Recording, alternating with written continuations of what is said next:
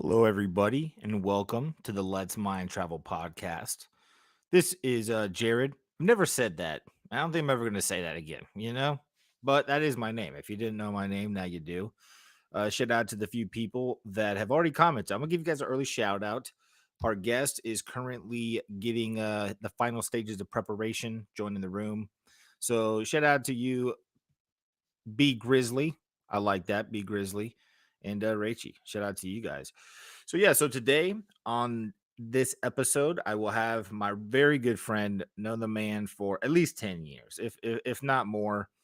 His name is Brian. He goes under the alias of Easy Lou Jones when he is performing music, or maybe even to some people. I don't know. I've never personally called him Easy Lou, but this is a good question we could ask him. But one second here. But he's an awesome guy. Just to give him a little bit of accolade before he joins here. He's an incredible dude. I'm very fortunate to have the people in my life that I do, because they all bring so much to the table, as far as they're also talented. They're also, intriguing to be around and to speak with. And I like having people in my life that add value. And Brian definitely is the kind of person that does that. I'll talk about how we met and everything like that once he joins. But his music, it's incredible. I go to his house and we'll hang out. And me and Sandy even have gone to his house.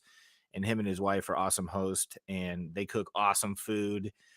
And it's just we'll go into his studio. Which, if you've seen the video that I posted on Monday, then you'll actually see his home studio. But we'll be in there within like 4 minutes. The guy got music that we can make something to. He'll have like a beat going already, and it just kind of flows through him, which is an incredible thing. You don't get to experience that too often in life. So to be able to call someone who could do that a friend is a true dope thing. So while he's, let me see here, 1 second. So every now and then we encounter little tiny issues with these links. I think maybe I just did. So let me go ahead and resend this. I apologize, guys, for this little delay. But yeah, so out of curiosity, as we're waiting, he's about to join. I think the link that I sent earlier just happened to expire. But how many of you guys watched the video? Did you guys happen to watch the Easy Lou Jones video? If you did, is this something that you enjoyed? What were your thoughts? Easy Lou Jones is in. He's in the building. So, with no further ado, the person that I have been speaking about, my good buddy, the man known as Easy Lou Jones. Let's welcome him on in. Boom. What's up, dude? Hey, what's going on, man? How you guys doing? What's up, Jared? What's up, dude? How's everything been for you, bro? How's life? Life is cool, man. Everything is good. How about yourself, man? I can't complain, dude. I can't complain. You know, I like I can't complain. It is probably my go-to. I feel like it's like my favorite. But yesterday at the gas station, the dude said, "Couldn't it be better?" And I thought, "Oh shit, that might Fucked be you up with that better. one?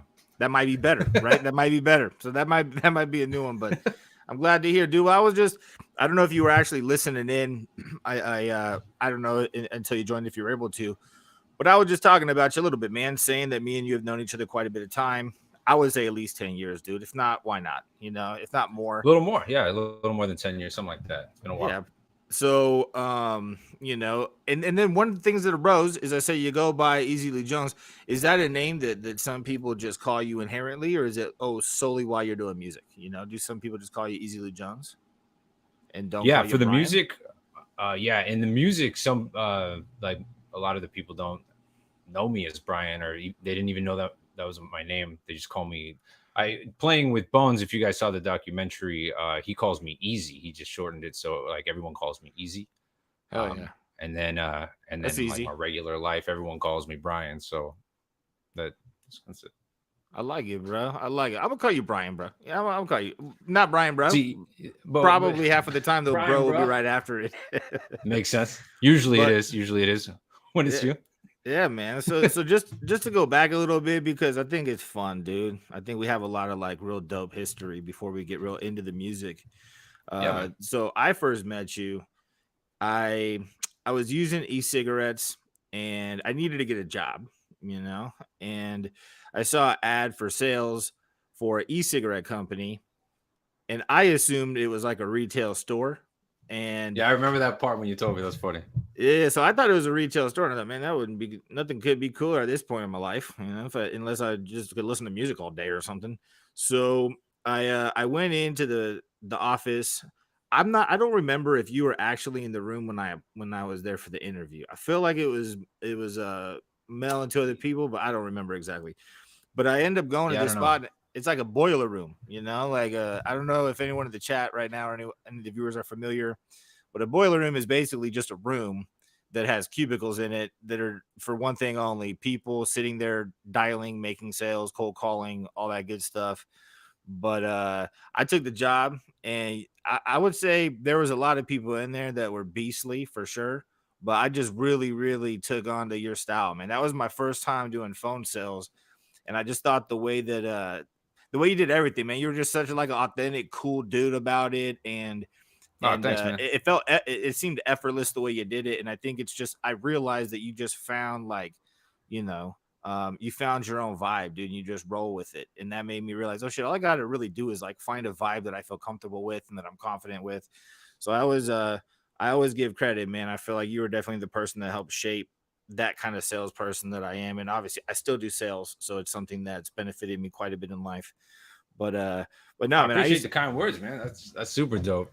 yeah, dude. But I just remember so after that job though, the funnest shit is like years later, after that company had gone away, I we had actually started another company where we just went and we sold like reloadable pens. I don't know the familiarity level with people, but you can concentrate cannabis and it turns into like a wax. You can take that wax, put it onto a vape pen, and you can vape it that way.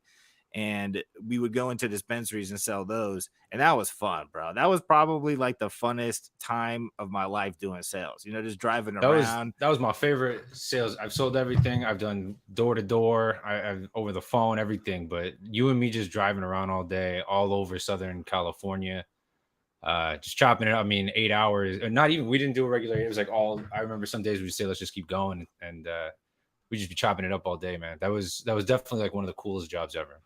Hell yeah, bro. I every time, like, one of my favorite memories is we went to like Jack in the Box one day off of I remember like that.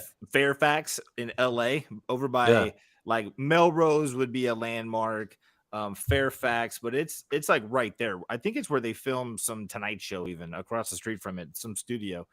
But for some reason, man, the guy at the drive-through just kept repeating the question.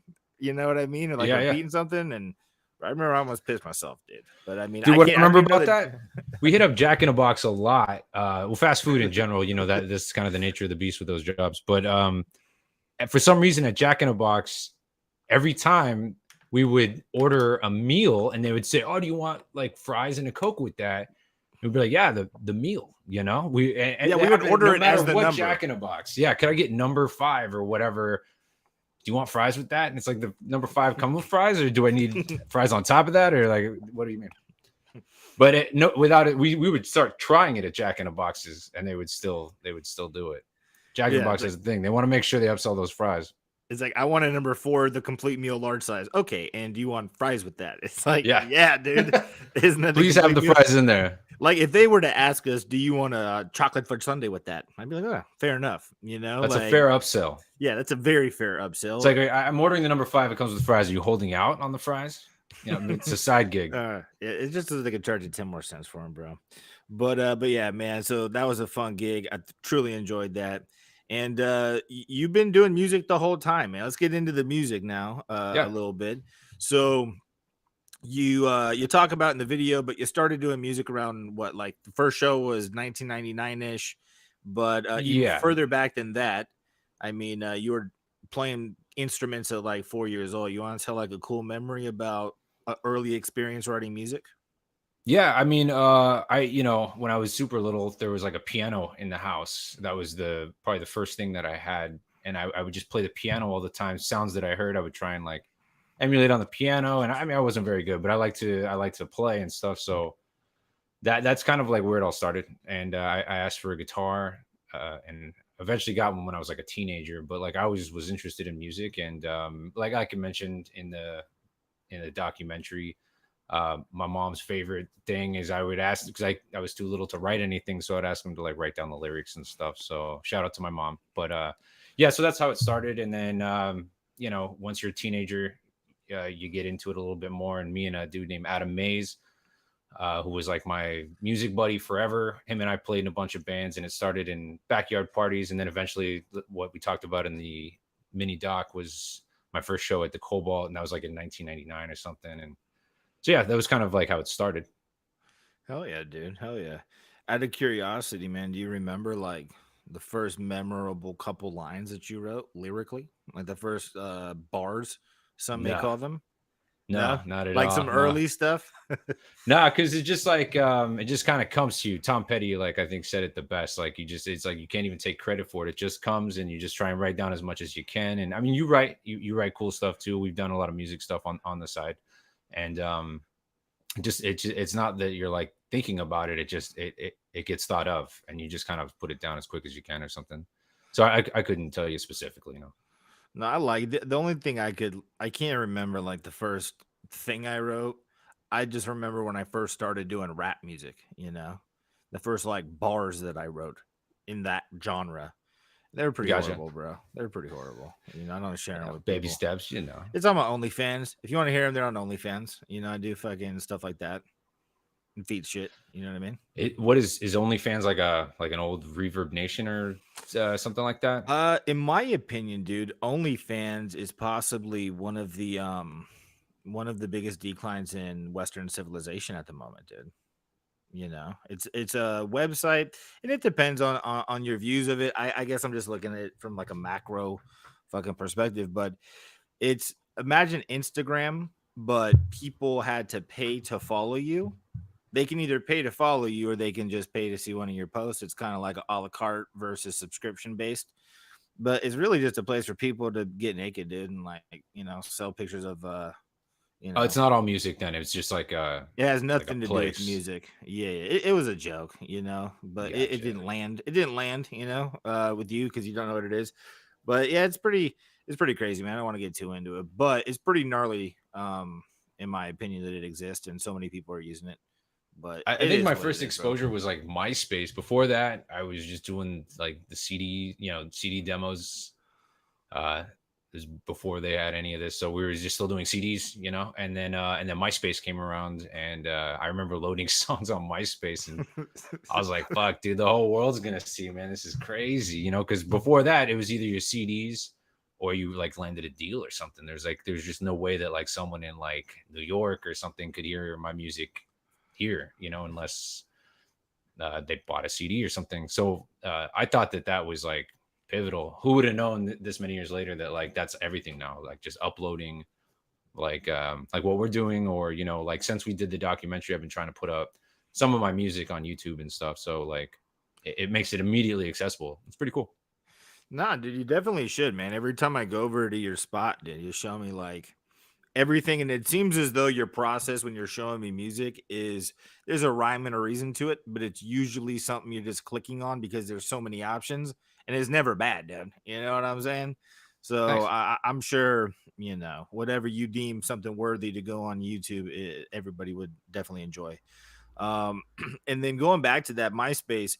So on MySpace, did you have was it because I remember I had a music page and I just made a couple beats on Fruity Loops and I put them up as like beats, Yeah. and then Yeah, I I, know. What you I, mean. I had like one song, I think I uploaded like one song, but so did you have some success on that? Did you like acquire some sort of a fan base? Were there people that were, Um, intrigued and following I and mean, I mean, my friends and stuff. I mean, yeah, I didn't really know how to track. I'm not like the smoothest with any of this shit. I had to have a friend like upload it and shit like that too. But like my friends liked it. The most traction I would get is like just burning CDs. Like it's kind of grassroots, but just like burning. Like I'd burn like hundreds of CDs and go to like art schools or something and pass them out there and stuff like that. And I remember like a few times trying to pass it to someone at like certain places, and they'd be like, "Oh, I got this at like a college once." So like it made like a little traction in that sense, but like not too much really. And the thing is like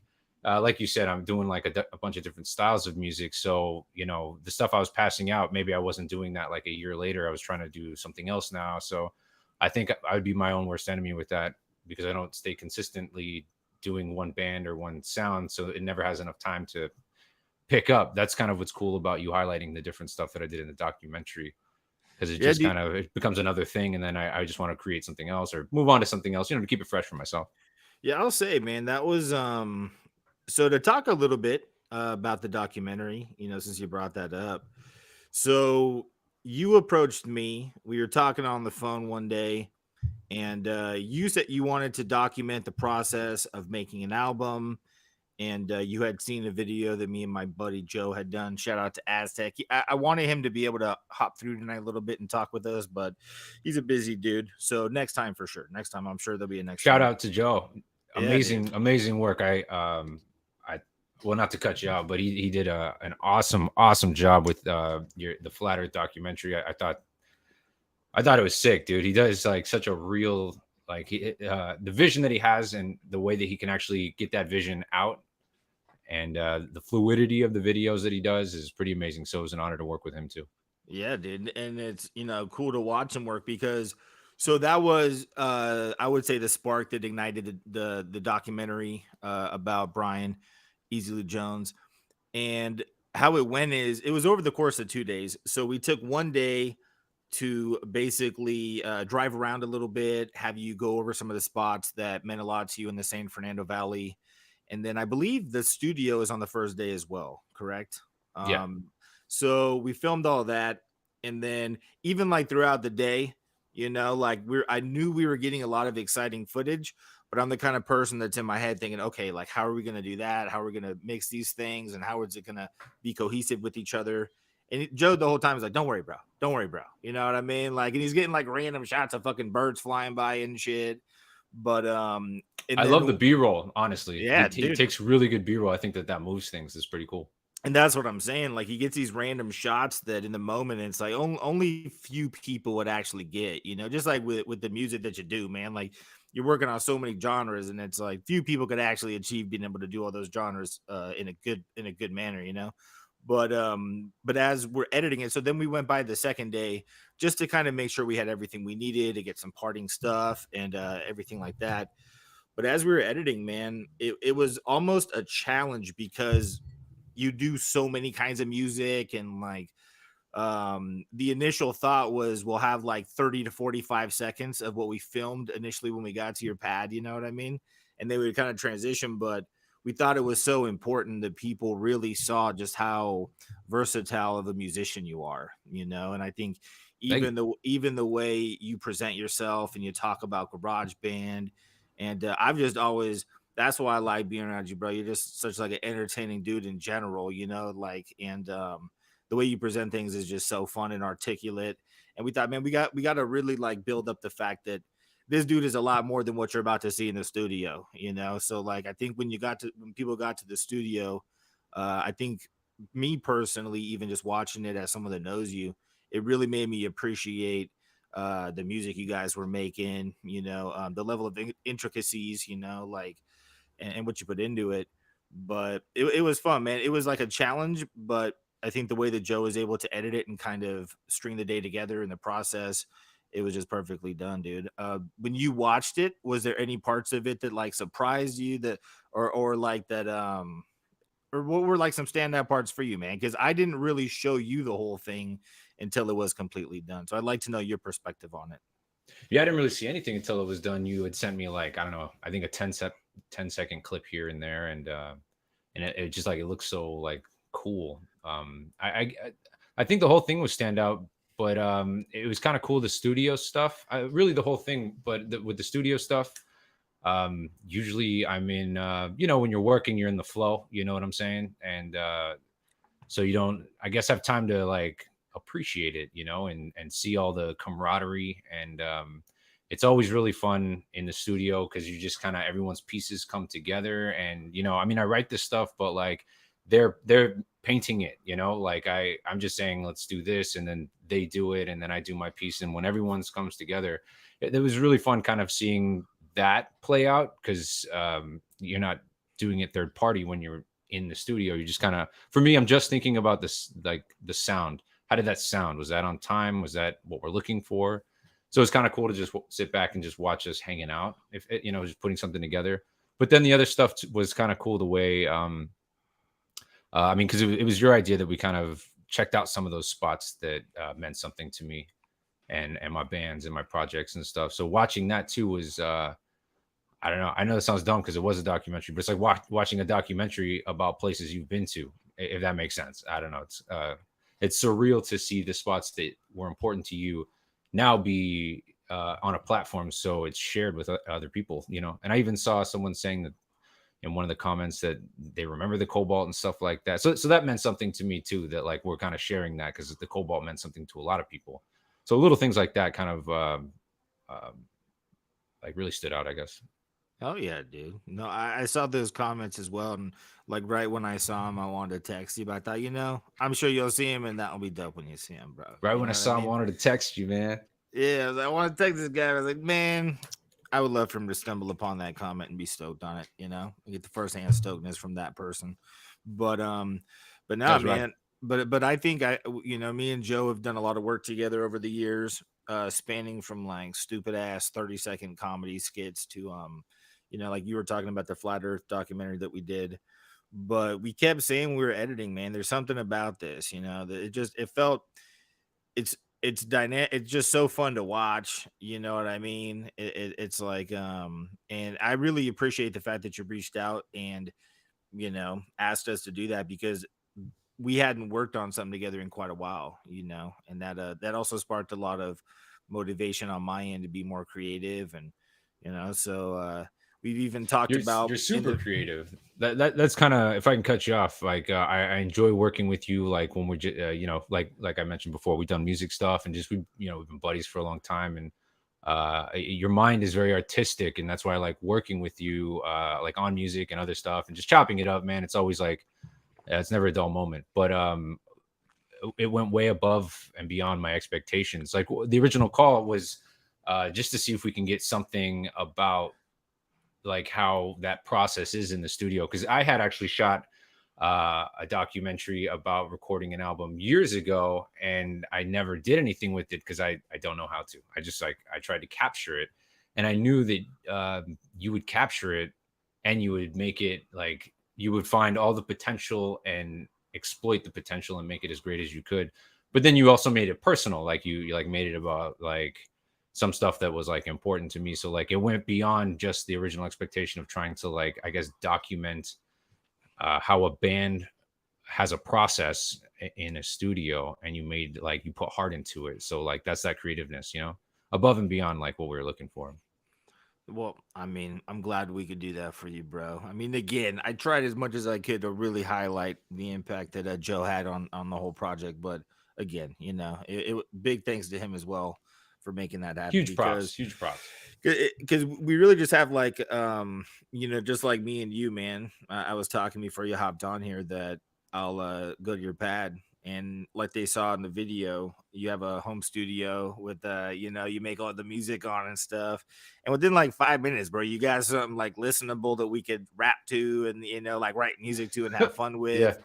And there's very few people that it's not easy to be creative with other people, in my opinion. It is, but it's not easy to be creative and productive. You know what I'm saying? Like it's easy to just talk about a bunch of cool ideas all the time with somebody. That's easy, but like to actually act on it and to be about it.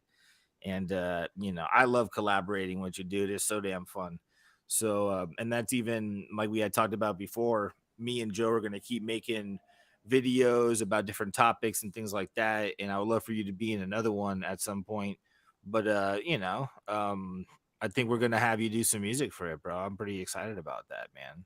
I would love that. That's actually always been a dream to be able to just like do music for, I don't know, shows, movies, documentaries, anything, because then you can just like create a bunch of stuff. I don't know. It's just the creating is fun.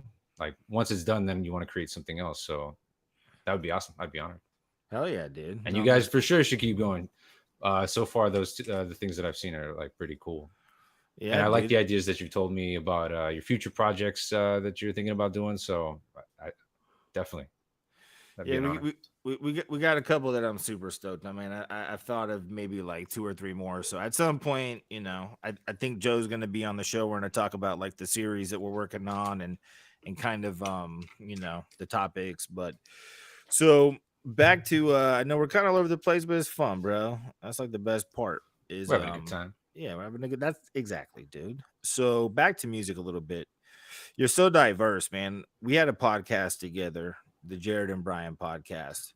I mean, dude, people ask me like, This how is do you think of reminiscent that? right here. Like, how do you think about that name? You know what I mean? Like, I'm Took like, us a while, it took us a while, dude. We long had to time. film like three of them before we could upload because we couldn't figure out a name. Or is it obvious that we couldn't figure out a name and that's why it's called the Jared and Brian podcast? It probably just boiled down to it, but But I like it. I like it. it was fun, dude. But there was one episode I remember where we would try to be very topical, where every single episode had a very, cohesive topic to it. And we'd do some research and try to hit those points and give opinion on those. But we did one on like our favorite music. And that I think that was the first time I realized just how diverse it was, man. But you could probably go on for like hours, dude, just naming bands that you're into. I have a hard time naming like 10 bands that I'm into. You know what I'm saying? So within the I remember diverse that episode. yeah, and it was, dude, it's great, dude. It's great, man. Like I remember from that episode personally, and I recommend people go check it out, and I'll probably even put it in the description. But psychedelic cumbia, was one of the types Yeah, of music that even we highlighted in the video when you're doing the cumbia music. But that's been something that I've listened to ever since, and that was years ago, probably. I don't even remember when we used to do that. You know what I mean? It had to be that was years ago. yeah. It was pre-COVID because our last Yeah. episode was about COVID and we never released that. So it's definitely pre-COVID. Yeah, dude. So I bring it up because just if you were to sprinkle the people right now with maybe a recommendation that's very unique, man, something that you didn't just randomly find out about, something that maybe came to you somehow. What is something cool that people can go check out? Maybe a genre and an artist, because An not many artist. people have the kind of encyclopedia of music you do. So I like to see what you say to that. One of my favorites. I'm trying to be eclectic here. Would be Ollie Farkatore. He's like literally from Timbuktu. He's like Is it like really a city, bro? Like it's spelled Timbuktu? yeah, yeah. You never heard that? From here to Timbuktu. It's like a fucking saying. I don't know, but like he's literally from there. He's got it's in That's dope. It's in Mali in Africa, and it's this like you never heard such in my opinion beautiful music. But he's just like he was like an Indian or excuse me like a desert blues style. It kind of sounds like Indian music a little bit, like acoustic, um, African like chanty kind of stuff. I don't know. It's super, super, super cool. So my one artist, I guess, would be Ollie Farkatore. Your best attempt on Google, it'll show up. And then a style, I would say dub is my favorite style. And I know a lot of people might like reggae. And dub is a what where it comes from is King Tubby was like the first producer that did this kind of stuff. He used to basically a 45. I don't want to segue too much, but a 45 used to have the single, and then on the other side they would just have that single without any vocals. So someone had to like remove the vocals and stuff like that. And what he would do is he would chop it up. So it was just a bunch of dope, like in reggae, bass is like the main thing. So it would just be that, and he would just like kind of chop it up. It's like kind of a think of chopped and screwed, if that's still a thing even. But like he was like mixing reggae music and slowing it down, and it was like it's just like this dope instrumental type stuff. So dub music, and for dub music, King Tubby was like the main one. Prince Jammy, Scientist, those are like the main guys for dub. But please check out I do dub music too. I'll be releasing that on my YouTube channel. But yeah, Ollie Farkatore and dub. Hell yeah, dude. I actually I think you might have played that album for me at one point when you're talking about, maybe even when me and I Joe were did. over. I Well, yeah, think you when you were played us here, that. that's the actual that's the record that I was putting on in the intro part when we're talking about music or whatever. I was playing that for you guys. Hell yeah, dude. So aside from that, one thing that we touch on in the video is pizza, dude. and your love for the kitchen and Just love cooking. pizza. I love to cook and I love pizza. I Pizza is got just this. so simple. Just good, simple ingredients. That's what I like about it. It's just simple ingredients, and it You know makes a what? beautiful thing. I think a lot of people, if they understood maybe the process of making a pizza and how fun it could be, they would do it. Because I'm very intimidated by the thought of making a pizza. So, could you tell somebody if they wanted to get into pizza making, like what do they need, and how could they get started? And make it just The feel easiest. fun I'm and gonna make it easy. the The easiest way. easiest, please, bro. You know what I'm So, saying? I like to get detailed, bro. But the easiest Yeah, is please. you will have to. The It's best fucking way is to light, get a pizza stone. I know, dude. The heat, right? bro. It It's reminds like us of when we were doing the podcast. I Remember, don't know if it's like the drying air me out. conditioner Like, didn't work. dude, I can't catch moisture right now, dog. And my face is like, because I don't know, man. I'm in a weird You're room. making me Who want to hydrate, who pimp. who cares? This is sponsored by fucking Kirkland. You know what I mean? Shout out to Uh, Thermo Flask. You need a pizza stone would be the best because pizza should be crisp. And to make the best simple pizza, make a margarita pizza. You just need San Marzano tomatoes. San Marzano is like a town in Italy, and their dirt is a specific way, so the tomatoes come out a certain way. They're a little bit sweeter, but just take San Marzano tomatoes, basil, garlic, and salt, and that's your sauce. Nothing else. And then the easiest way to start. So the sauce isn't hard. And then you can just buy just to start. This is what I did. Just get those Trader Joe's doughs, or if you go to like a deli. Remember that deli we went to, Cavaretta's Deli? Shout out. Yeah, It's super good deli in Canoga Park, but they also sell pizza dough. A lot of pizza places will sell you just a single dough, but get like a good dough. Trader Joe's has like a pretty good like commercialized dough. And that's it. Just cook it in the oven, like flatten it, cook it in the oven a little bit, put your sauce, a little bit of try and get a fresh mozzarella or a buffalo mozzarella. Add a little basil on top, a little oil, bro. Just exciting to talk about. I know it's so simple. This is almost, I can't believe we're talking about this. Well, how about I this? enjoy making it. Just to circle back a tiny bit, because I had never I've seen pizza done a few ways. When I was younger, my dad used to barbecue that shit. You know what I'm saying? Like he used That to sounds make it on awesome. the barbecue. Yeah, it was cool. He would do everything on the barbecue, man. That's actually a Wrap it pretty in. legit way because the Yeah. temperature you need for a legit pizza is like I think it's like 782 or something, 783 degrees.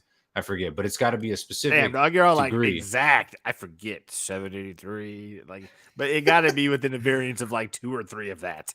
That's close enough, Bro, anything like I go to cook, like I watch like 20 YouTube videos and I just put in my mind what I think is the best technique and shit like that. So, but like that's a universal thing for pizza. It's if your dough is fresh, it should be like 780 something degrees and it's in there for like 45 seconds. That's like a test to see how good the pizza is. So there's like a whole science to it. And so no, thank you, dude. Thank you. You sound like a Hey, scientist, you know bro. what? You You're sound like a welcome, bro. scientist. You're welcome. So the other way I've seen it done is in the oven, just on the rack or on a pan. And then I've seen it done in like a brick oven at some pizzerias and whatnot. Or they go through like a convention belt. There's a few ways, but a pizza stone I had never actually seen until you had one. But explain that, man, because if you put that in your oven, tell me like what is the point of the pizza stone and how So does it make it a better experience using your bringing oven it back to than just that a pan, you know? bringing it back to the temperature. Like the temperature is important. The shit's got to Yeah. be hot. That's why I was saying props to your pops for putting it in the barbecue because it's going to reach those temperatures. But the stone, what it does is it because most regular turn the light off. Dude. It's too fucking hot. That was like a fucking reptilian heat lamp, bro, and Is I that just is never that knew. is this the first Gosh time you've damn, used bro. this I've never lamp during had the it directly. podcast? I've never had it 8 inches from my face, bro. Why are you so You know, close? Back up. I thought we were going to both be you, this distant. I you know, feel I dude. feel like you're up, dude. I'm in a little bit of like awkward space, dude. And I guess I could move this, but it would be a challenge. But yeah, I could try to move it back a little bit, dude, because it's just too fucking hot, bro. But no. So back to the pizza stone. So it's all about temperature. So you want to achieve a certain temperature. In the pizza stone, where would I get one? You just get one on Amazon. Boom. There. It's so Sponsored popular by now, though. They're Amazon. at like, I mean, Target even. They're pretty popular. But you want to get a good one. Don't wash it, bro. It absorbs like soap and shit. It's like super specific, and the more you use it, the more it keeps like a flavor to it, kind of. But yeah, basically the whole idea is to just crisp the bottom. Like the pizza is the brick oven is the best one because I'm talking about pizza. The brick oven is the best because it heats the pizza to that temperature, and the stone is just trying to emulate it. That's the best way I could put it. Dude, I've thought about it a few times. Like, why are we talking about pizza? But it's just dope, dude. Like, I there's not many people that don't fuck with pizza, you know. Pizza's awesome. And bringing me to that, I recently experienced some backlash, dude, because I've expressed that I am a fan of pineapple on pizza. What are your thoughts? I know you So don't you're care so what you're people bringing me do, into but you're you're bringing also a me into the purist. backlash. What are your So thoughts? You know? so there's a difference, bro. Like a pizza, the rule is shouldn't have pineapple, and I can agree with like if I'm making a margarita pizza, there should not be pineapple on it. But I fucking love pineapple. It's like one of my favorite things ever, bro. So I mean, put pineapple on something and I'm game. You know what I mean? But Yes. technically, the answer is no. There shouldn't be pineapple on a pizza. It's because a pizza should have a savory and that's a sweet. So they don't agree. It's a thing. But I like pineapple on everything. So pineapple's awesome. Perfect. Yeah, my whole thing was just I don't know. I put it You up, got dude. backlash, dude? Nah, dude, like one fucking guy, dude, or something was like, "This is no, that's sacrilegious." I don't know. Maybe I Yeah, no, didn't. that's it's Maybe I considered didn't. sacrilegious. But in my lifetime, I've heard a lot of people say that it's dumb, and I take it personal. So yeah, I feel like it's a backlash. I think the thing is, if you're digging it, bro, then I think we're fine. Like I mean, Exactly. is But there a rule? the funny part is the person that I heard kind of make sense of it was you don't want to have fruit on a pizza. And I thought, well, tomatoes are fruits. That was kind of the whole thing. Bam. And I was like, I don't know if that's. I understand your reasoning. You hit us with like the flavor palette of the pizza, but I just wanted your perspective on that, dude. Well, I'm pretty fucking hungry for pizza now, but why don't we do this? You got a guitar next to you, bro. Always, you got a guitar next to you. I bring it with me everywhere. Were you thinking maybe you wanted to play some music, dude? Is that part of Yeah, we could the play vibe? something. We could play Oh, something. okay, so go ahead and just. I was gonna say like maybe we can ask anybody if they have any recommendations or something. But why don't you just play whatever you're vibing on right now, dude? You know, are you Yeah, thinking you want to play a song, or you just want to kind of jam for a minute, or what is? I mean, it's up to you. I mean, I you had mentioned the other day playing a little something, and I don't know, I haven't played in a while, but man, I'm always down to play. So I'm gonna move this Oh here, yeah, and yeah, because I people are excited, I dude. usually record, and I can't see anything on mine. You seeing stuff, dude? Dude. If you're on a laptop, why don't you do this? Just so you can see it, man, because it's really cool to watch the people interact. I thought you were just trying to like streamline focus or something, but there's a chat icon on the it's on the right hand side of my laptop. It's like the top right hand Oh, side. I click on that. If you click on that, it'll bring up everything that people are saying in the moment. So for instance, Oh while you're shit, kind bro. of, Dude, that changes everything. dude, It's all in the world. just while you're doing this, if you want, we got some people in here, bro.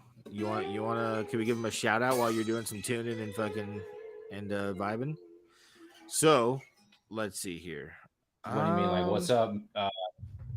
what's up, Marianne 2573? What's poppin', Sarah W and Tara 1016? which Those are by the the ones I way, see dude, right here. Tara 216 was the first to comment on the video. She clicked on it in 15 seconds and loved it, and she loved the Sold and Bones come together. Just so you know, bro. Tara 1016 is an amazing supporter. She's always in the lives, and shout out to all these people that are up in Shout here. out to everyone.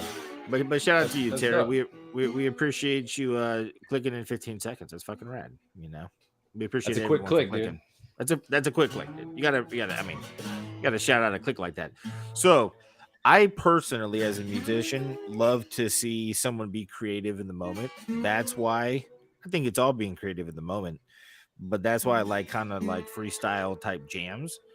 But why don't Yeah, you play I some? can just jam like I'll just whatever I'm doing right now. I'll just keep that going. Oh no, I was gonna say you could always do that, or maybe you could do something after you do an actual like song of yours. Why don't you play something? Um, the people could check out, man? Do you have a song that you put on YouTube or anything like that that you could play that they can kind of get a sample of what they can go listen to right now? Yeah. I had like a couple. I wasn't quite sure. Like, yeah, no, bro. But I know, dude.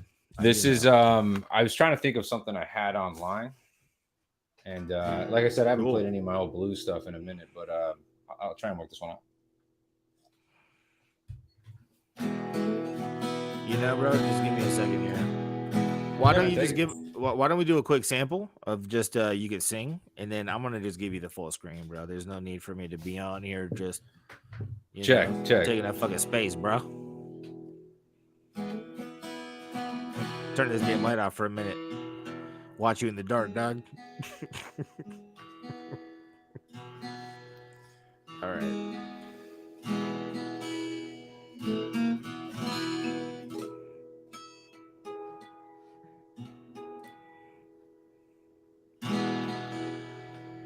Are we in? Are we good or Yeah, what? bro. I was just waiting on you to like sing something, dude. So I could we could just make sure all the levels are good. Were you gonna sing something or no? Yeah, yeah, yeah. Do I should I just start and you'll just do whatever you got to do or what? Yeah, yeah. I just want to make sure that if like any kind of level needs to be adjusted, that we don't have to like figure that out after you start. I'll just let you know right away. I'm gonna Okay. hide myself right away, bro. If it sounds perfect, I'm gone. All right.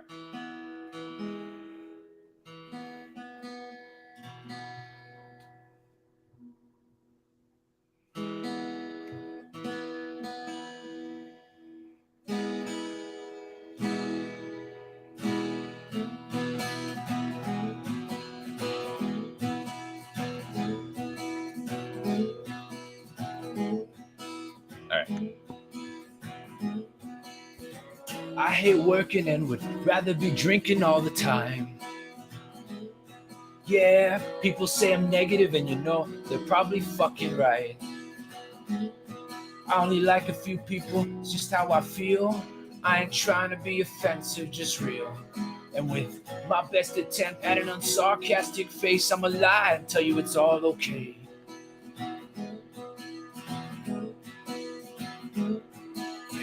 Life's a gambling, or I'm in debt.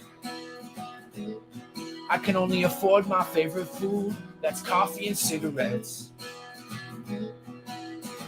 Cause all I really want to say is I'm losing my mind more and more each day.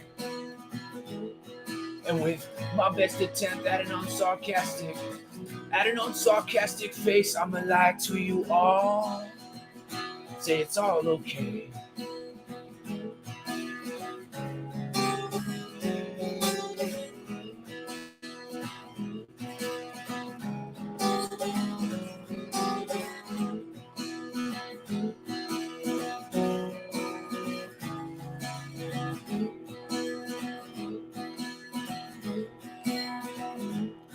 Yeah, me and this world are far apart. Oh, Lila girl, please know you've always had my heart. And with a silver dollar on both my eyes, and my unrested soul unsatisfied. Well, the more your mom pushed me away, she pushes me away. The more my deep-rooted pain turns into hate. Yeah, cause all I really want to say, yeah, is I'm losing my mind more and more each day. And with my best attempt at an unsarcastic face, I'ma lie to you all. I'ma say it's all okay.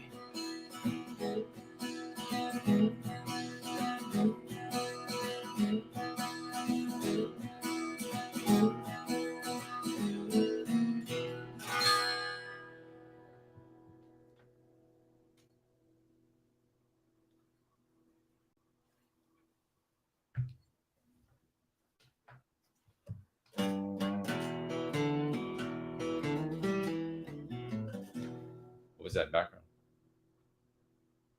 Something switched on my end. But yeah, so that's a song called "Shedding Skin." There's also a live version of that um, on YouTube, and it's part of an old record. That song's from like 2013. It's a really old song, but yeah, you'd mentioned some blues stuff or something, so I just wanted to pull something out that I had. Well, now, dude, I appreciate you sharing that song with us, man. That shit was amazing. I'll Thank you. definitely, that's something, I'll link that so they can find that on YouTube, Okay, cool, man. right? Oh, I was at, no, I'm sorry. I didn't mean to frame it like a statement. It was a question. They can find that on YouTube, correct? Yeah, They can, it is. yeah. It's on YouTube. If you go to Easy Lou Jones on YouTube, it's one of the live videos I have, so Oh, it's yeah, up dude. there. But it's also on like an old record I did. I got the 28 Blues, um, and that's one of the songs on that record. So I'm still trying to release all my old stuff, man. What is the significance of the title? The 28 Blues. Well, that song was called Shedding Skin. But I got the 28 Blues was a song I wrote when I was 28, and that song is also on YouTube. It'd be probably there's no it's not on one specific thing. It's kind of just like a life thing. It'd be better to just like check that out because it's a lyrics video, so it's got the lyrics to it. Probably would mean more if you just like read the lyrics more than Oh, yeah, anything dude. I'd say right now. I was mainly curious about the number 28. I kind of assumed it was an age thing. You know what I'm saying? But Yeah, well, the line numbers was are like, always I got cool, the dude. 28 blues, 27 gone past, 29 ain't promised to no one, and good love never lasts. It was just like a line, and I thought it was cool. I was 28. Hell yeah, dude. I like that. So, and then the song you just played, I mean, you had alluded, I mean, shedding skin. I mean, then That was, what would yeah, you that was the name of the song, is Shedding Skin. I don't know, just a bunch of, I don't know. Again, I don't think that it's kind of hard to just write a song about like just one thing. I think when you're writing, um, your mind kind of just goes all over the place with something. I mean, I guess there are instances when you're writing about one topic, but usually one thing is from other things, and the it's everything's a web kind of, so it's attached to other ideas and emotions, and usually I just kind of go on that, and so there's a few different things, even in the lyrics that you just heard on that song or anything else you check out. It's usually a mix of stuff. I would assume self-explanatory if but maybe No, not. of course. So, and then as far as your writing process, I know everyone's kind of a little different. As you play guitar and whatnot, for songs that you're writing, is there a process as to the lyrics coming before the instrumentation aspect of it? Is it sometimes the chorus or the hook before the actual verses? Like how does No, that kind of play out when you're writing music? What's the no, process there? no process. It just either you'll have like one cool line, like you like a line, and that could become the hook, or you just have a cool line and you keep going off of it, and it just happens to be the verse. Or you have like a melody, and you just kind of have like you have music that you're thinking about, and then you kind of have a lyrical melody, and then you write something to go with it. Sometimes you just want it to sound cool.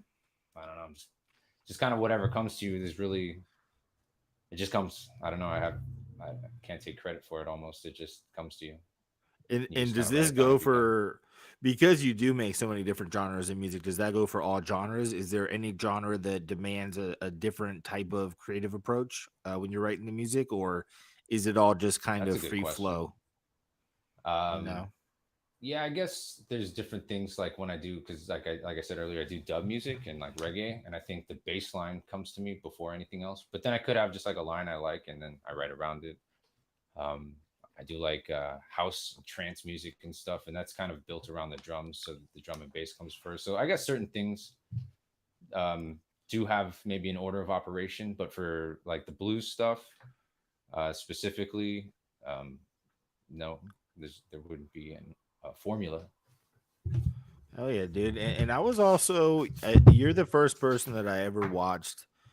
I've heard people talk about using GarageBand. You know, it was almost like of legend that people are making such creations on GarageBand, because when I used it, I feel like I couldn't make more than like a 10-second blip, and it was very like awkward the instruments to get them to sound cool.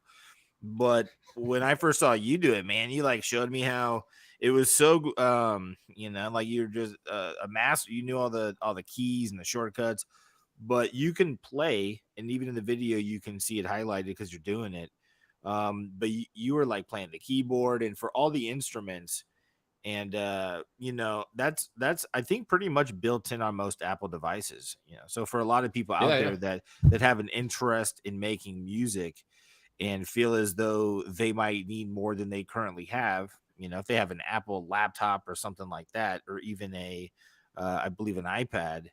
Like how long did it take you right away when you got GarageBand? Was it like a reason you got the laptop, or was it something that you figured out was this dynamic and it kind of took Um, you a little bit to crack that egg? You know what I mean?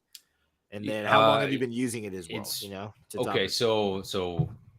Um, I didn't get it for GarageBand. A buddy of mine had a laptop, and he was like a bass player in a band that I shout out Justin Milligan. That's a very good friend of mine, and he had a laptop, and we would play music a lot, and he'd let me borrow it, so I could just make.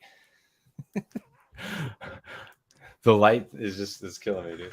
But anyway, long Uh, story short, he would let no, me no, no, you borrow don't got it to do that. My so I bad. could make music, and it just started with I would make like acoustic songs. Like I'm really into the Violent Femmes, so like I was like I wanted that was like one of the first things I was like, hey, can I borrow this laptop so I could just like make some acoustic songs, and I'll just play a little bass, and like I had like a snare and a cymbal, and so like that's what reminded me of the Violent Femmes is because that's their setup.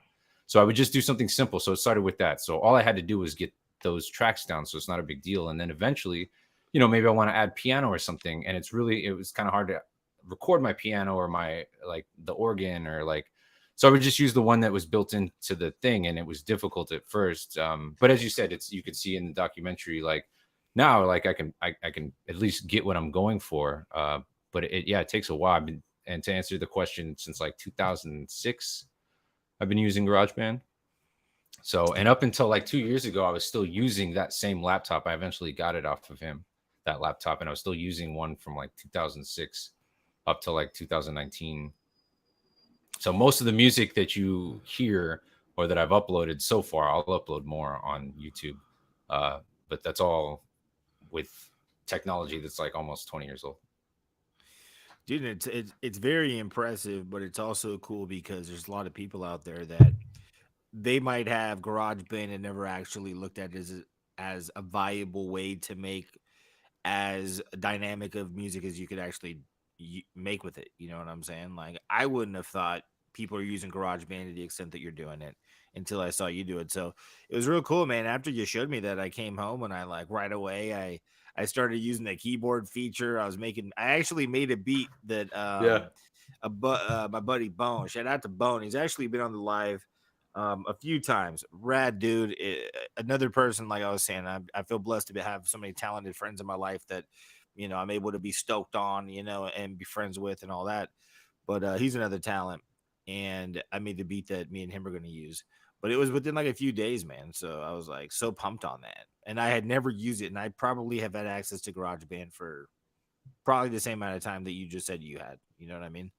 But so I hope I thought that was a cool thing. I hope it opens up people's creative path with music and they can kind of play with it.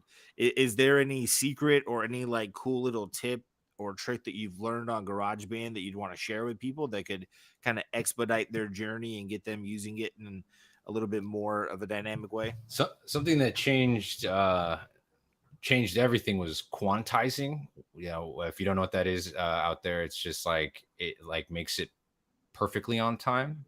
So like if you want to make a drum beat and you just go bass and snare, but you're off, if you quantize it, it makes it perfectly on time. So that was a big game changer. But like, I mean, I used to have like a little 4 track recorder, and you could only do 4 tracks, and you had to do it just all the way through. So the first time I used GarageBand, I thought it was like the greatest thing ever because I had never used anything that allowed me to really mess with the music in post. Usually it was just that's your damn track, and that's it. So um, I think it's kind of cool. I know there's so much out there though, but I don't know. This is what I have access to. Nah, dude, you crush it with GarageBand, and you know, Thank straight you. up, bro, straight up. I mean, I've been stoked on what I've been able to create with it since I watched you do it.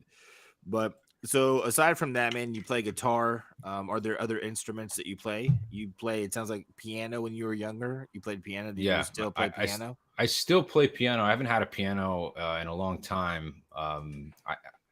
The last one I had, my wife bought me for my birthday, and then like 4 days later, I had an apartment fire. My neighbor's apartment caught on fire, and it got a good amount of my apartment, and I lost that piano. So I only had it for like 4 days, but I haven't had a piano since. But yeah, piano is another good one. I play, yeah, drums. I love playing drums. I know you like to play drums too, and bass, and not as much stuff as I can. I don't know.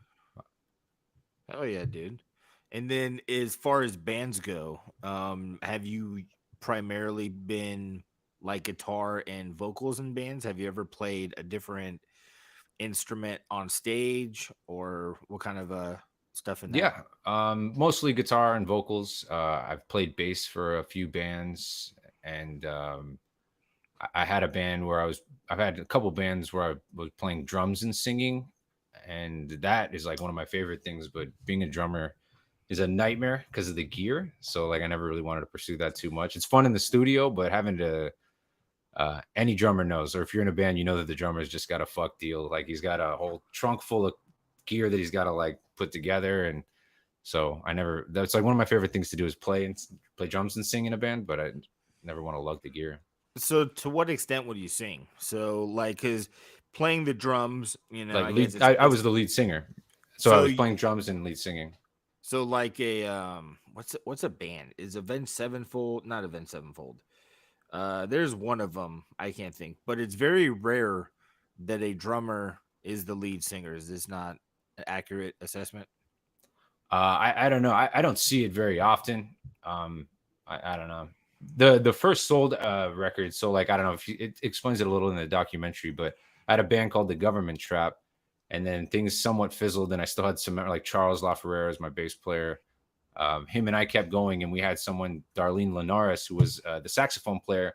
She ended up playing guitar, and he would play bass, and we didn't have a drummer, so I played drums and sang, and I wrote like most of the Government Trap turned into the Sold, and I wrote most of the Sold record playing on drums.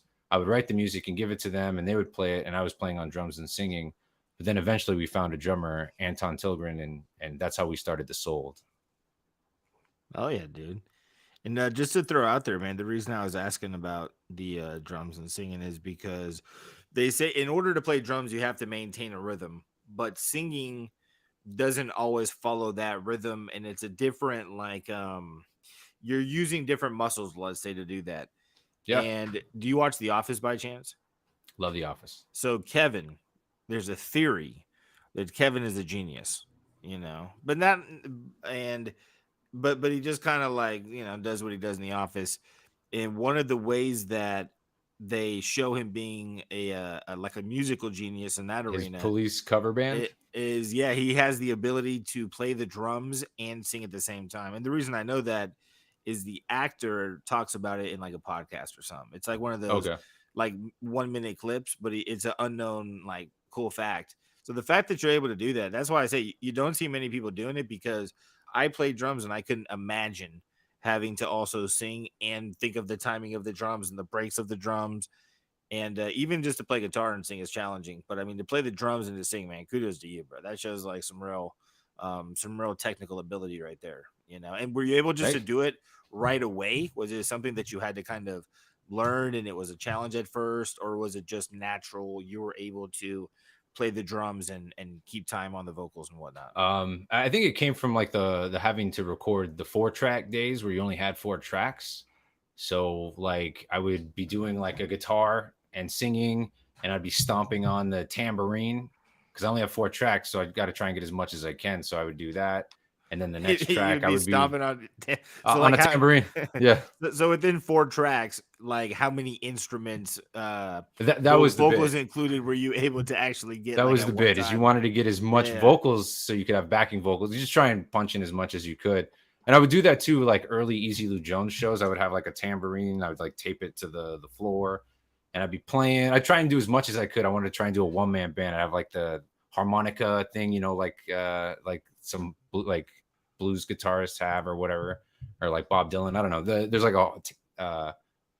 harmonica holder stamping on the tambourine and playing. I just thought that was cool to try and do as much as I could. So I guess it came from just like kind of maybe being like challenging myself or just trying to be like entertaining or something to watch. Yeah, dude. I remember my first tax refund check I got. I got a Tascam 4 track. The one of That's what I had. The the blue one. blue, yeah, the blue one, bro. That's dope. That's I beautiful. remember I didn't even know that tax returns existed. You know, I just was handed something and they said, "Dude, go to H&R Block. They'll just give you a check." You know, and I was like, "What?" So I took my thing and I think it was like $400. You know, I was like, "Wow, okay, I'm rich. You know, what am I gonna do now? How am I gonna Yeah. retire?" You know, but I was like 16, whatever, and I went to Guitar Center because I used to go there just to play, drums and stuff like that because they have like the recording sound booths and whatnot. Yeah. Yeah. Yeah. But yeah, I I got remember my that. first 4 track, dude, and I would do the kind of the same stuff.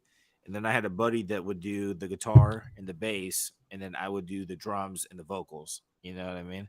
Hell yeah. But it was, dude, 4 tracks were fun, dude. I like the They were element cool.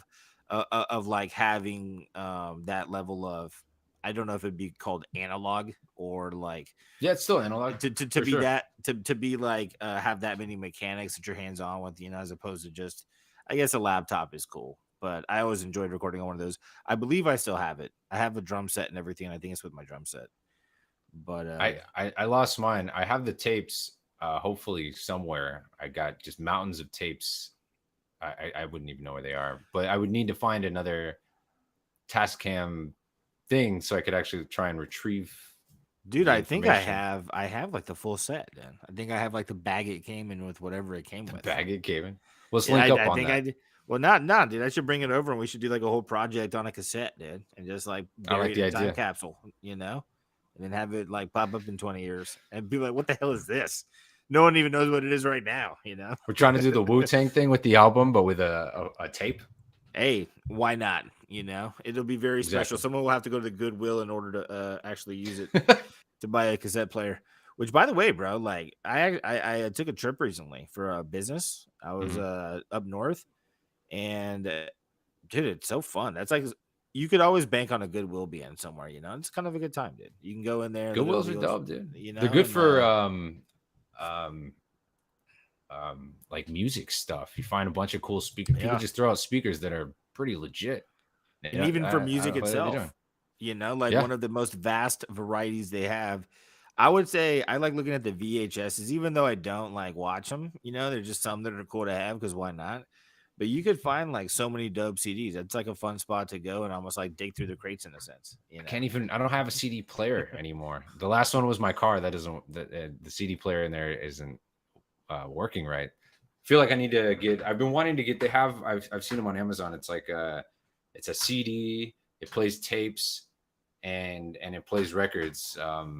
I thought that'd be cool because I mean I don't know if you can see it. I have record player like right here, but I'm afraid Yeah, to dude. put some of my because I used to. So I got into collecting records at Goodwill because there was a bunch of like blues, jazz, and old rock albums when I was like 18 or something, and so that's what I was listening to, and I could find them there for like really cheap. I'd buy them for like 50 cents.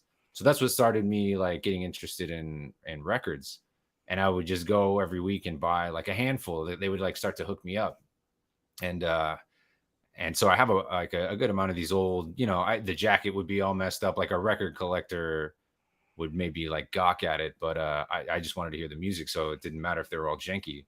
But now I can't play them anymore because it's a good record player, and so I don't want to like mess up the needle or anything or stylus for those of you who would get mad that I called it a needle.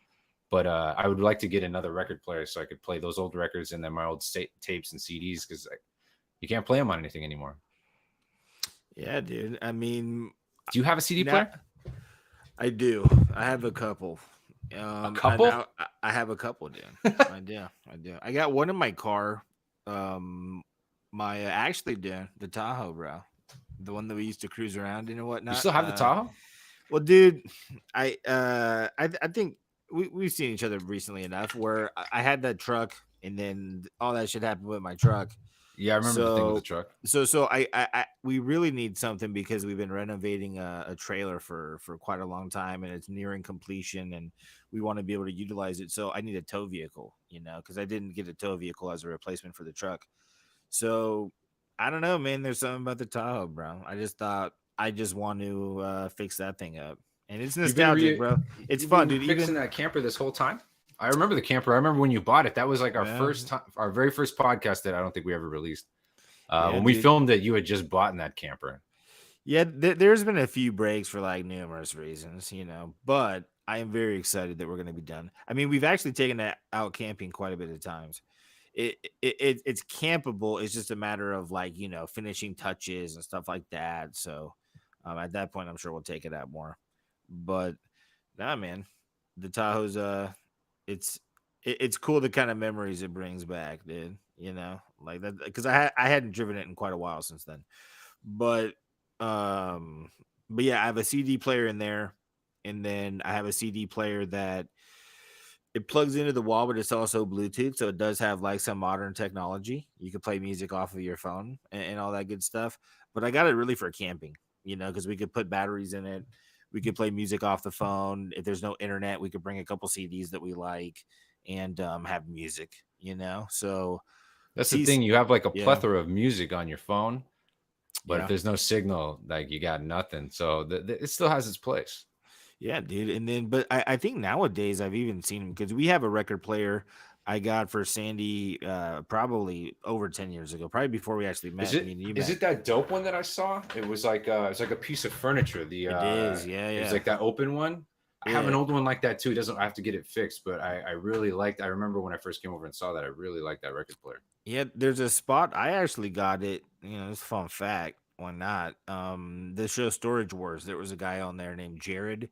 Not Jarrett, but this like older kind of fat dude named Jared. And he had a shop off Magnolia in Burbank, you Mhm. know?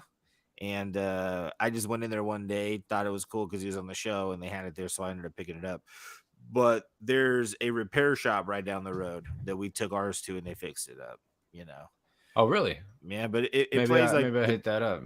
it's called like well, why not? Why not plug the people? I think it's called like ARTV or ACTV or something like that. I hope they're still open. They're good people and did good work. But and they always seem to be busy, so I don't see why they wouldn't be. But I think nowadays though, man, they play. We should all probably buy one. They sell combos where it's a record player that has the cassette and the CD player with Bluetooth. I have one of It's like an those. all-in-one. You know? But the record player is it's an old one. It used to be I got it from my grandma so she could listen to her old records. And when she passed, I took it. So I have it, but it doesn't work too well. And the tape is like a 8-track the way it plays. So it's a regular cassette, but when you put it in, there's no option to rewind or fast forward or stop it or anything. You put in the tape, it just starts playing, and that's it. So it's a fucking nightmare. You just have to wait and just hear the whole thing. So I don't like it. Nah, I'm with you. I'm You saying can't win like them all. if you went to like Walgreens right now, That's dude, where or well, like we got it from like fucking CVS. I'm uh talking like thrifties, dude. yeah. Wherever you That's where could we got it. go. It was one of those places. I can't think of what it's called right now. It's Big the kind of Lots. yeah, I don't know if wherever you you guys would all have Big go Lots. to buy Tylenol, and on the way to buy the Tylenol, you seen some random shit I seen on TV. But Are we supposed to shout out to the people? Is anyone out there? Do you guys play oh CDs? yeah, Do you have dude. CDs? Look at What us just about talking, you? bro. Winter, spring, fall, Yeah, winter, spring, fail or is fail? Excuse me. I'm sorry. The yeah. laptop's kind of far from I, where I'm at. I appreciate every single one of you guys in here, and the people that are watching this after it's already live and it's been posted on YouTube. But there are a few of you that for years and years, and Winter Spring Fail is one of those. So shout out to Winter Spring Fail. But Um, do they use CDs? yeah, do you guys? I know a lot of you guys. I always assume, I feel like every time I assume I'm fucking pretty off. But do you guys have? Okay, so Tara has a huge CD collection. Right on. What was the first CD you ever bought, Tara? Well, Brian's over here, off camera. I'm I right could. I, here, I dude. think It I was could. I a teaser. This is a little tease. I didn't know what you're coming back with, but I didn't know if you're coming back with like a different instrument or something. I was excited, but I can play more. I have uh, guitars. not. Nah, I was just stepping aside. I'm just goofing with you, bruh. But so Tara has a huge CD collection. Out of curiosity, man, do you remember the first CD that you ever bought? Me? Yeah. I do. It was actually given to me. Here's another random one. It's called In Lakeish, which is like, do you know what a didgeridoo is? If you told me the last 10 seconds you were speaking another language, I'd be like, all right, I didn't understand it. Word. So a didgeridoo. I'm sure. Does anybody know what a It didgeridoo sounds is vaguely familiar, dude, and it in might have the been you that said it in the when I heard thing? it. But yeah, It's like that thing that's like the long, like hollowed thing, and it makes like that weird. mm, Um, it's like a wah wah wah kind of noise. Anyway, it's like some meditation type stuff. Someone gave it to me. that was It's a some real elite description. You know that long elite hollow thing description. goes. I Wah, wah. practically don't need to say anything else, but But oddly enough, I know look up a exactly what you're talking about. didgeridoo. That's all I'm Oh, saying. Anyway, we all know what a didgeridoo is. We're just goofing with you, bro. We all know what a it's one of didgeridoo is. those. It's a meditation CD. So that was the first one that was given to me. I think one of the first ones I bought was the Wedding Singer soundtrack on CD. Wow, It's dude. got good stuff, bro. It does. No, I no, was no. down, dude. It's I was feeling soundtracks. it. Soundtracks at one point, believe it or not, it was a battlefield. You know, people were really competing hard in soundtracks because CDs were the thing. And just like, I heard someone say recently, just like CDs being obsolete to a degree has had an impact on the music industry, like the same thing with DVDs, and that's why you don't see as, I guess you would say, content driven, high quality in that regard movie, because it would cost so much to make it that they probably wouldn't make their money back anymore. But if DVDs were still around, they could bank on that back end. You know what I mean? So we Yeah. should all just campaign it. Buy physical media. Why not? Even Maybe someone well, should it's offer cool having something cool something when you buy it. tangible. And maybe That maybe companies should start offering something cool with DVDs, and like I think people would start buying cassettes again if you offered them like a cool little boombox that was trendy enough. You know what I mean? And just started I selling was just cassettes gonna again, say they tried to right? bring tapes back because vinyl has a big thing right now, which is cool as someone who likes vinyl because then like you have more access to stuff like record players and more records have become available or reissued. Um, so I think it's just something tangible that people like having. I can dig it. You know, you're listening to the music and you're like looking at the jacket and kind of like it's something to have, and it's not just I'm playing a song on my phone or whatever. But jokingly enough, I've seen people try to reissue. I saw an Eminem tape. It was a reissue Eminem tape at like a hip store. So I mean, I guess they're trying it, but I wouldn't buy it. Yeah, Like, I've what seen the a hell are few you gonna do things. with this tape? I've seen a few things like that at like Urban Outfitters. They sell like kind of like retro shit. I think they have cassettes, and it's cool. But I'm with you. I've never bought one personally. So, so back to a little bit to the documentary, man. Let's go back to that. So we talked about the beginning, the eclectic musicianship that you're all about, man, your creativity. Then we went into the studio. We talked about the studio. And then what I was really excited about is we had kind of talked about a music video element within this project, because I had envisioned it from the get go. There were certain things that right away I knew that like, and when we talked about it, seemed like there were things that you were also stoked on, but I wanted to incorporate music video element, and we did that at the end. You want to tell us a little bit about that song? Give us some details about it, maybe, whatever you'd like to share. Yeah, I thought it was cool the way you did make it seem like kind of like one of those old music videos where you're seeing the band like record or like when they're touring or something. It kind of reminded me of that vibe. I thought it was pretty cool. The song itself, it's called "Clinical Deadbeats," and it's basically no matter what I guess a theme of it is no matter like what you are or anything, they say that there's an issue with you and the way to fix it is to take their drugs. Like, you know the hospitals are always trying to sell you drugs. It's somewhat cynical looking at that perspective, but I do think that no matter what, they're always saying that you're fucked up or that your mind isn't in the right place, or if you're overwired, they give kids what Ritalin or whatever they're doing, no matter what, there's always some sort of ailment, some sort of medication they can give you. So it's kind of about that. Like we're all just deadbeats, uh, clinically, and that, we got to get ourselves fixed or something. So that's kind of what it was about. But I thought you did a sick job going back to the music video side of it, making it kind of like bringing it in. I think that that was the point of those old music videos, like when they're showing bands on tour or in the studio, is to make you feel like you're hanging out with them. And I felt that vibe from what you did, so it was cool.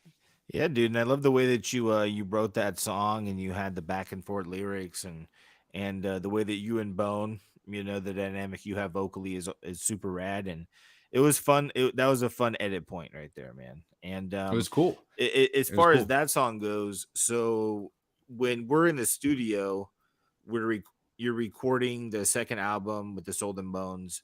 For people that are watching it, I know we put that they could find music in the description, and we did put a link to the previous album that you guys released.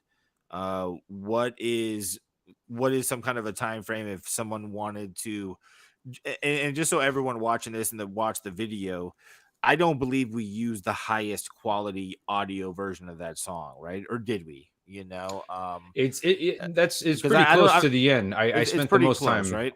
I spent the most time on that, knowing that we were trying to use it for the documentary. It sounded In terms incredible, of dude. releasing it, thank you. In terms of Yeah. releasing it, we're thinking about having it. It's kind of like it's not done until it says it's done. It's not. It's If it was up to me, it would have been done. So it's just like you just kind of keep listening to it and you keep editing it until anything that catches your ear has been removed or adjusted or put in its place, so nothing catches your ear and you're able to just listen to it smoothly.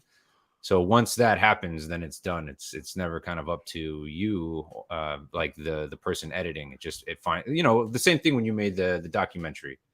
You just kind of putting it together.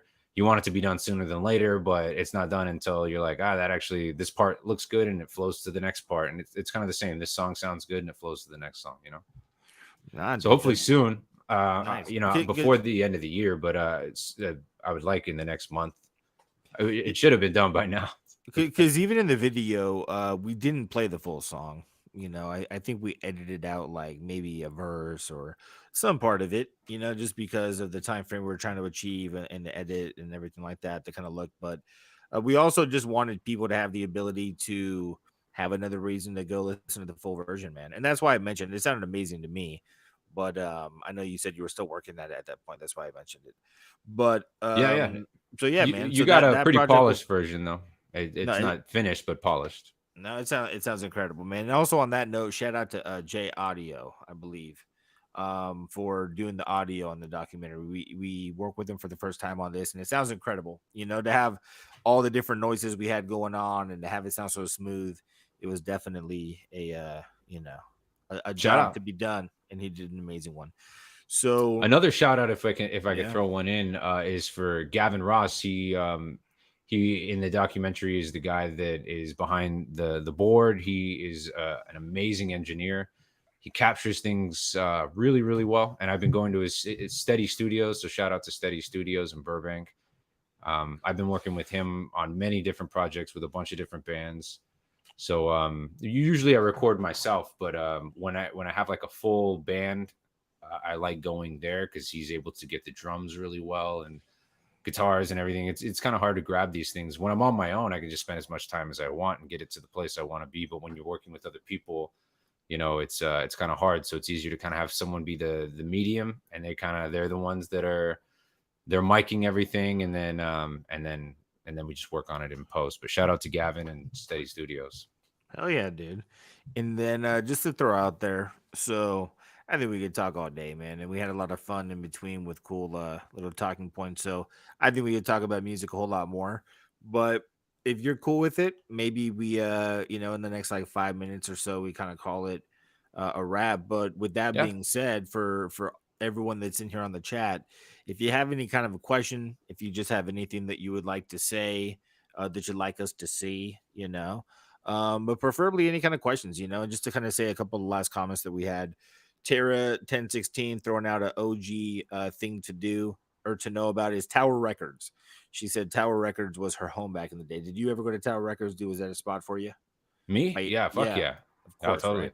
It Oh was so yeah. fucking expensive though. There was a few. Remember Sam Goody too? If you remember that D- one, or I just Blockbuster Music was one. There's a yeah. bunch. I just remember if I got like 20 bucks, and I was because when you're a kid, you ask your mom or dad or something for money. You're not out there like making money and stuff.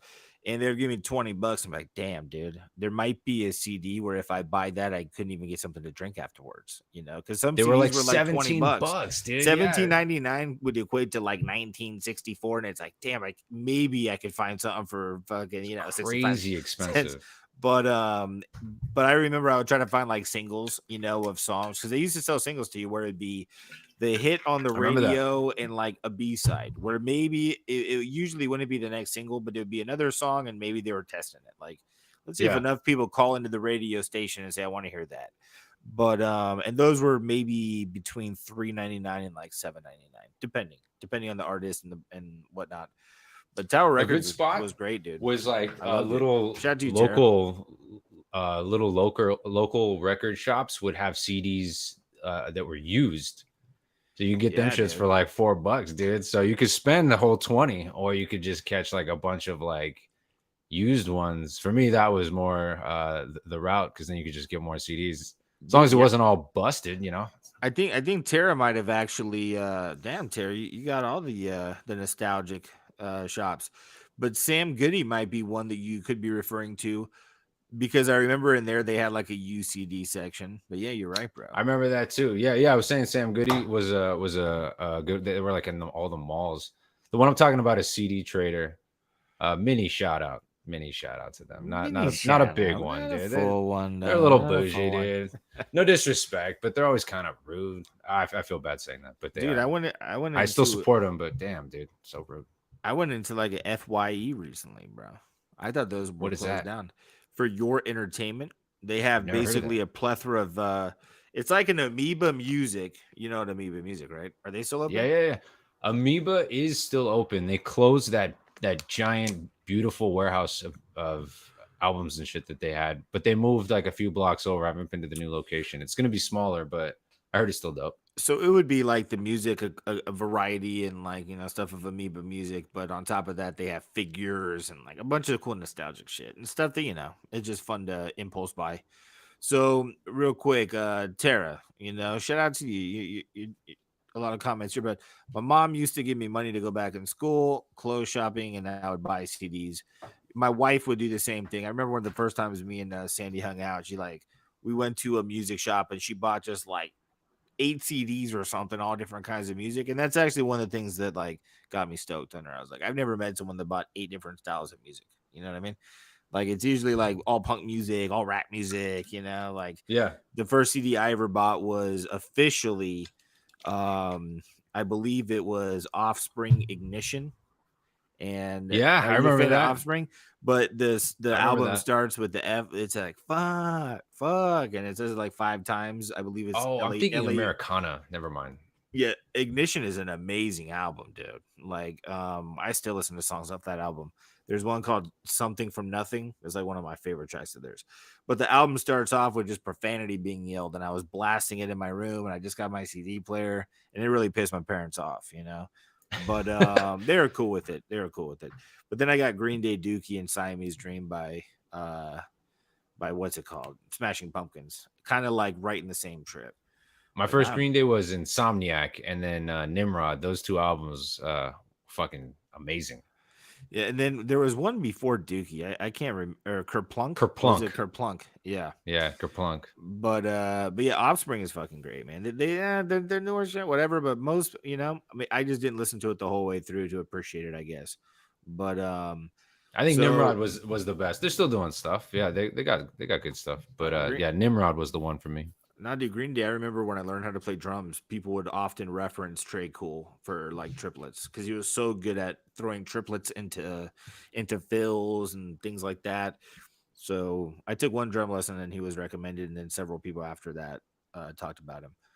But well, it kind of looks like I don't know if anyone got any more questions, but yeah, dude. So tell the people where they could check you out more, man. If you got anything that in the comments, it seemed as though in the documentary that there was people that were local. to the valley, or I'm sure there's always someone that's going to see it that might be local. But where could they see you play? Um, do you have any shows It's coming been a up? while since we've played. Like COVID kind of fucked everything up for most live music, unless you're playing like these big spots.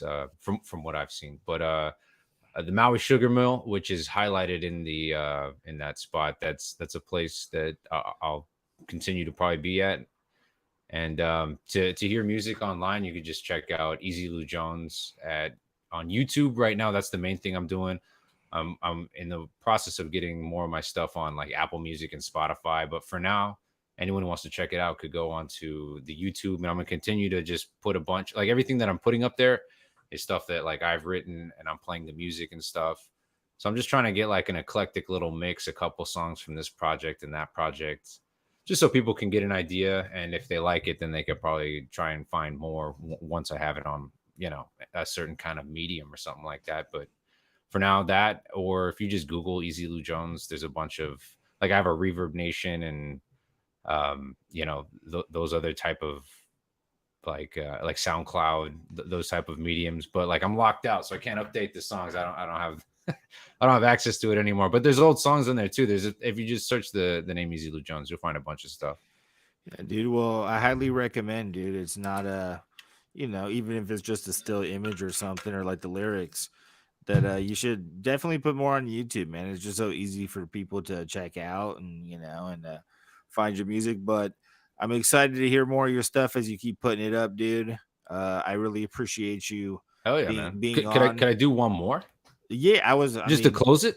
damn, dog. I wish we could. This is live, but I was gonna end by saying, "Would you do us the honor of playing a song on our way out, bro?" You know what I mean? I I was just gonna. because you said we'll play a No, couple maybe, and I I know. figured No, I got. I got you. I got you. No, I'm just fucking with you, bro. No, of course, man. That what I'm gonna do is just a little foreshadowing here. Is I'll go ahead and just cut off the screen, and then once you're done playing the song, I'll just cut off the whole stream itself. So it'll Okay. just be you for the end. But uh kind of lost my train of thought just a little bit. Not a big deal, but yeah, man, I definitely think you should take advantage of the platform, dude. Your music's awesome. Thank you so much for being on. Thank you for being the subject of this video, this documentary we did. And really sparking a whole new motivation for us to go out there and get even more cool stuff filmed. Thanks, And man. yeah, dude, and just for being a rad guy, bro. You're a rad guy. Hell yeah, man. So Thank you. I appreciate so it. so what are you gonna play for us on our way out, just so everyone kind of knows? And then like I said, I think you guys heard me when I was talking to him about it, but after he plays, I'm gonna go ahead and just end the stream. But tell us a little bit about what you're gonna play, bro. Give us a little bit of a So this song is called "Damn," and nice. it's on the same album. I got the 28 Blues. It's on the same album as that one. Most of my blues stuff was from like 2013 and 14. I still do blues stuff, but the stuff I'm playing tonight is all kind of from that album. Just because my guitar is in that tuning, it's like a tuning I made up. I'm sure somebody else has a similar tuning that they made up or something. But so I'm just gonna keep playing songs that require that tuning. Oh yeah, dude. Well, hey, let's do it, man. I'm gonna go ahead and cut Cool. off the screen. Thank you everybody for tuning in. Thank you again to Brian Easy Lou Jones for talking with us, hanging out. Always a great conversation. And now we are going to hear "Damn" from the 28 Blues album. Enjoy. Cheers. Thanks, Jared.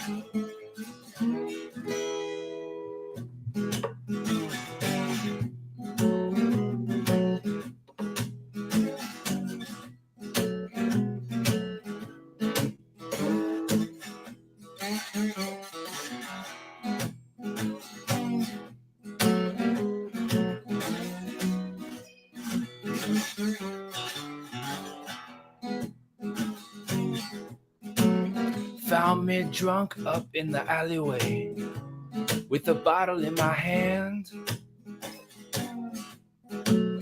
Found me drunk up in the alleyway with a bottle in my hand. Yeah, this crazy world keep going around. Don't nobody give a goddamn. Spend your life working for your boss. Let your deal with Uncle Sam. You spend your life in a box. That's your deal with Uncle Sam. Yeah, this crazy world keep going around. Don't nobody give a goddamn.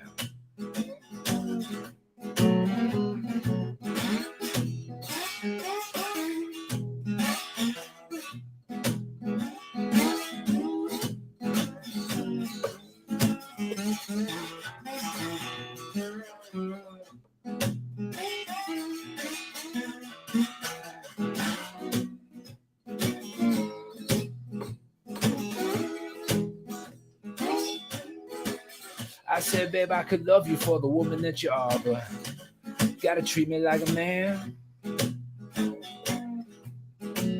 Say, girl, I could love you for the beautiful woman that you are, but start treating me like a man.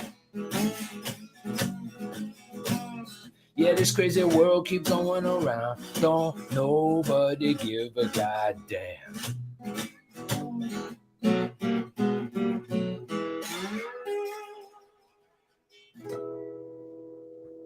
Thank you guys.